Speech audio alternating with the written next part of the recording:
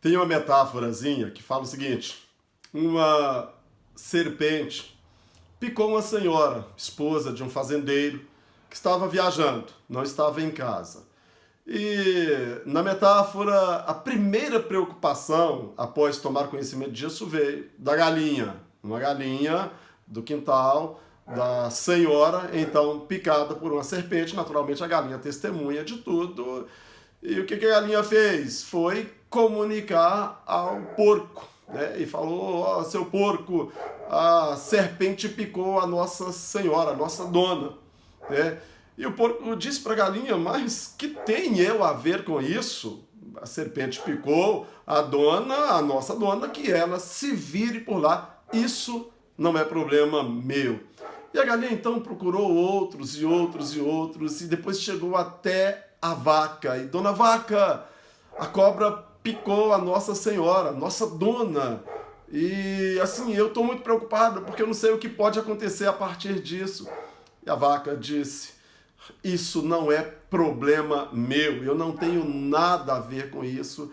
E as coisas se seguiram, a senhora se piorou cada vez mais pela picada da serpente, porque não chegava ninguém para cuidar dela, para dar a medicação, o marido viajando e aquela coisada toda assim. E as coisas pioraram e a preocupação da galinha se fez valer. Claro, assim como a dona piorou muito, sobrou para a galinha no primeiro momento, porque ela foi a primeira vítima dessa empreitada. E a galinha, então, foi abatida para fazer aquela canja, aquele pirão para a dona que estava muito doente. A preocupação da galinha se fazia valer. Então, ficou o porco com o seu não tem nada a ver e a vaca também com o seu não tem nada a ver.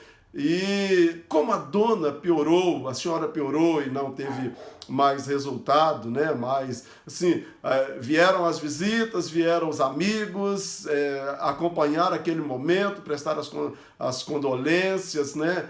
E o que acontece?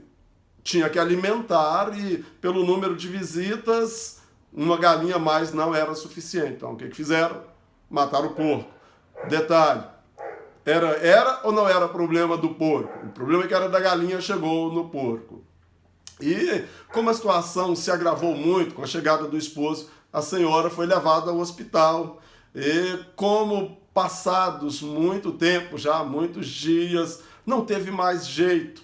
E a senhora faleceu picada por uma serpente. Veio para o seu local, para a fazenda, para ser velada. Como muitos eram os conhecidos e os convidados, o que acontece? Tinha que alimentar todos, e aí você já sabe, um porco mais já não era o suficiente. O que fizeram? Abateram quem? A vaca, para alimentar todo mundo. Então aquela senhora picada de serpente, que não era até então um problema da galinha, que não era problema do porco, que não era problema da vaca, mesmo com a preocupação da galinha, tornou-se problema que implicou a todos, né? Onde eu quero chegar com essa metáfora? Empatia é uma característica própria do ser humano. Nós sentimos a dor do outro. É preciso continuar a sentir a dor do outro. Não podemos deixar de sentir a dor do outro, a dor do vizinho, a dor do colega, a dor do amigo, a dor do filho, da filha, do pai, da mãe. É problema nosso. Aqui eu chego na motivação do vídeo. Eu recebi uma mensagem de uma pessoa que não mora no Brasil. Eu estou no Brasil, moro aqui no Brasil. E essa pessoa mora num país africano, em Moçambique. E ele é cristão e é um pastor também. E ligou, mandou uma mensagem pedindo oração. O que é que nós podemos fazer com tão poucas forças pelos irmãos, né, pelos cristãos do mundo inteiro? E, nesse caso específico, de lá de Moçambique. Talvez não podemos fazer muita coisa, mas nós podemos ter empatia para com aqueles irmãos, sentir o problema deles e fazer alguma coisa. E é o que eu propus-me a fazer aqui, gravar esse vídeo. E eu peço a você que está vendo o vídeo agora, que tem uma situação parecida, que talvez já deixou de ter empatia, ou você que foi empático com uma ou com outra causa, vem comigo nesse vídeo aqui. Preste atenção em alguns detalhes que eu quero compartilhar primeiro com você. Na nossa mensagem de entrada, eu disse, ou escrevi lá, somos cristãos, a capinha lá do vídeo, né, que te chamou, somos cristãos em Moçambique. Na verdade, o cristianismo, a maior das religiões monoteístas, né, ou a maior de todas as religiões da Terra, está espalhada, é universal. Onde existir um cristão, ele é uma pessoa que acredita em Jesus, segundo os dogmas da sua igreja, da sua congregação, mas somos cristãos e precisamos ter alguns cuidados, porque cada dia mais há algumas questões que são problemas de quem? Problema meu, problema seu que está vendo o vídeo, pode chegar para nós de uma maneira muito delicada. E eu quero me solidarizar aos irmãos lá de Moçambique, a esse pastor, aos outros cristãos, aqueles que não me mandaram mensagem, aqueles a quem eu não sei, mas eu sei que a dificuldade é muito grande, com tudo, com todas as formas, as crianças, as mulheres, os homens, os pastores, os líderes, os obreiros de lá, todos passam por situações bem parecidas com de boa parte do mundo, à exceção que em países como o Brasil, os Estados Unidos da América, alguns da Europa, algumas garantias elas são muito sólidas, elas são muito presentes. E falando em garantia, eu separei alguns textos aqui desses direitos que são cristalinos nossos, eu vou apresentá-los para vocês. O primeiro deles está estampado na Declaração Universal dos Direitos do Homem, 1948, 10 de dezembro de 1948, foi publicada pela Assembleia Geral da ONU, a Declaração Universal dos Direitos da Pessoa Humana, dos Direitos do Homem. No artigo 18 dessa declaração está escrito o seguinte: toda pessoa tem direito à liberdade de pensamento, de consciência e de religião. Toda pessoa tem direito à liberdade de pensamento, de consciência e de religião. Este direito implica a liberdade de mudar de religião ou de convicção, assim como a liberdade de manifestar a religião ou a convicção sozinho ou em comum, tanto em público como em privado, ou pelo ensino, pela prática, pelo culto e pelos ritos. Direito da pessoa humana, direito presente na Declaração Universal dos Direitos Humanos. Ninguém pode nos proibir de professar a fé que a gente quer, em quem a gente quer crer. Além de estar esculpido na Declaração Universal dos Direitos do Homem, vou falar um pouquinho mais à frente, é um direito nato, a gente nasce com ele, somos seres espirituais. À frente eu vou dizer como isso implica para a gente. Pois bem, no artigo 20 dessa declaração está escrito o seguinte: toda pessoa tem direito à liberdade de reunião e de associação pacíficas. Toda pessoa tem direito à liberdade de reunião e de associação pacífica. Se não for para promover a discórdia, a rebeldia é direito no Brasil, fora do Brasil.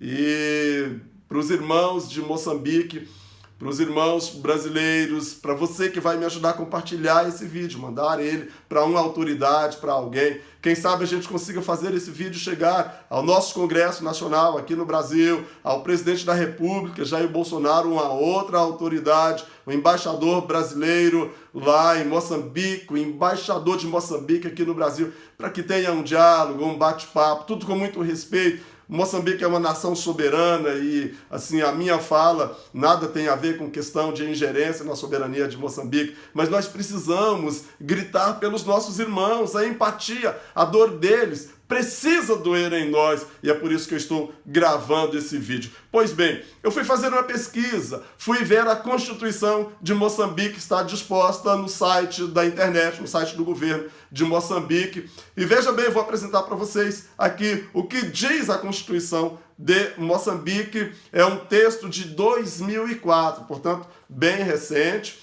E a Constituição de Moçambique, no artigo 54, fala ou trata sobre a liberdade de consciência, de religião ou de culto. E o inciso 1 diz o seguinte: os cidadãos gozam da liberdade de praticar ou de não praticar uma religião. Artigo 54, inciso 1 da Constituição moçambicana. Inciso 2, ninguém pode ser discriminado, perseguido, prejudicado, privado de direitos, beneficiado ou isento de deveres por causa da sua fé, convicção ou prática religiosa. Inciso 3, as confissões religiosas gozam do direito de prosseguir livremente os seus fins religiosos, possuir e adquirir bens para materialização dos seus objetivos. E inciso 4, é assegurada a proteção aos locais de culto. Inciso 5, é garantido o direito à objeção de consciência nos termos da lei. ênfase no inciso 3º. As confissões religiosas gozam de direito de prosseguir livremente. O pastor de quem eu falei para vocês compartilhou um documento do Ministério da Justiça de Moçambique, definindo algumas questões lá, claro, legal do ponto de vista do governo de Moçambique, para que os irmãos pudessem reunir. Eu entendi o documento, claro, com todo respeito, mas o documento fere princípio constitucional da garantia de confessar livremente, de reunir pacificamente. Os irmãos não reúnem para promover nenhuma outra questão, não é um levante contra o governo, é para cultuar a Deus, o seu Deus, segundo a sua fé, segundo a sua crença. Meu apelo aos governos do Brasil, ao governo de Moçambique, às autoridades moçambicanas e até mesmo as autoridades brasileiras, se puderem, porque o Brasil goza de bom relacionamento com Moçambique, é uma nação amiga, é uma nação de língua portuguesa, de fala portuguesa. Nós temos muito em comum da nossa história, da nossa colonização, dos nossos povos irmãos, da nossa fé. Nas minhas pesquisas, eu encontrei mais de 50% da população moçambicana é constituída de cristãos. Me parece que 51%, o último dado que eu vi, são de cristãos maioria. Por que não podemos cultuar em Moçambique? Por que não podemos professar o cristianismo? Tem que ter número, 50, 100, 500, 1000, para reunir como igreja, para legalizar. Irmãos, vamos orar para que Deus toque no governo e que os irmãos... Veja bem, Moçambique é signatário da Declaração Universal dos Direitos Humanos. É direito, primeiro, legal. Direito legal. É direito espiritual, é um direito que nós temos de professar, de reunir. Não é razoável assim, que o número de pessoas seja considerado base para isso. Não quero interferir em questões jurídicas de lá. A minha fala é um clamor, é um pedido para que essas autoridades repensem isso e que se lembrem dos pastores. A religião, o cristianismo é bênção para os povos. Veja bem, tantas bênçãos advêm para a família, o casamento, a reunião, a criação dos filhos, a educação, os valores morais, os valores humanos presentes no cristianismo, né? A proteção das mulheres, a bênção. São tantos os benefícios. As nossas crianças são ensinadas a afastar do mundo da delinquência, das drogas, do vício, do álcool. São tantos os benefícios. Fica meu apelo aqui ao governo de Moçambique, com todo respeito. É uma nação soberana, eu entendo isso, eu reconheço isso, não toco nessas questões, não caminho nessa direção, mas eu preciso ter empatia com os meus irmãos cristãos aí de Moçambique. E faço um apelo a cada um que ver esse vídeo, a cada um que contemplar esse vídeo, que compartilhe, que ele chegue a uma, a duas, a três, a outras autoridades do mundo religioso, aqui no Brasil, aos pastores, aos bispos, né, aqueles que lideram, que governam a igreja, aos congressistas nossos aqui, aos deputados, que têm tanta afinidade com os moçambicanos, ao presidente da República, aos nossos tribunais superiores aqui, ao nosso Congresso Nacional. Uma fala de cada autoridade pode muito. E os cristãos são bênçãos para os povos, para as nações. Que chegue ao Congresso de Moçambique, que chegue às autoridades daí, às autoridades religiosas constituídas, a vocês que já estão estabelecidos, empatia, cuidem dos pastores pequenos de lá do campo, aqueles que ainda não atendem à lei que define requisitos, me parece que com 500 pessoas, 500 assinaturas, olha, isso vai de encontro à Declaração Universal, todos podem reunir 5, 10, 15, 3, 2, 1, 20, e vocês são signatários de um tratado, uma garantia de direitos universalmente constituídos. Eu espero que os nossos irmãos, os nossos pastores em Moçambique, homens sinceros, corretos, né? Homens íntegros, os que assim procedem, porque se procederem levianamente, que o peso da lei se volte contra eles também, se forem inconsequentes, mas os homens sérios, que são bênçãos para o governo de Moçambique, eu espero que eles tenham a liberdade, o reconhecimento das autoridades moçambicanas para assim proceder, cuidar de pequenas famílias, de pequenos grupos, que a lei lhes favoreça e lhes abençoe, porque eles serão bênçãos para a nação moçambicana. Deus abençoe vocês. Deus abençoe o governo de Moçambique, o presidente, o Congresso Nacional. Deus abençoe a justiça, os tribunais aí, e que vocês olhem para os nossos pastores pequenos aí, como é aqui no Brasil, todos são livres, podem reunir pacificamente à sombra dessa mesma Declaração Universal dos Direitos Humanos, podem constituir, abrir as suas igrejas, fundar pequenos grupos, orarem, professarem a sua fé, que Moçambique e que os irmãos de Moçambique tenham essa mesma bênção que ainda temos aqui no Brasil. Eu devo posteriormente gravar um vídeo sobre laicidade do Estado. Convido você a estar comigo no canal. Nós temos temas dos mais diversos, dos mais variados possíveis aqui. E reflitam comigo em cada tema, participe. Alguns são muito difíceis de lidar, mas nós precisamos estar no meio de questões muito difíceis também, como aquela metáfora de começo que eu falei para vocês aqui. E que Deus em Cristo possa abençoar cada um.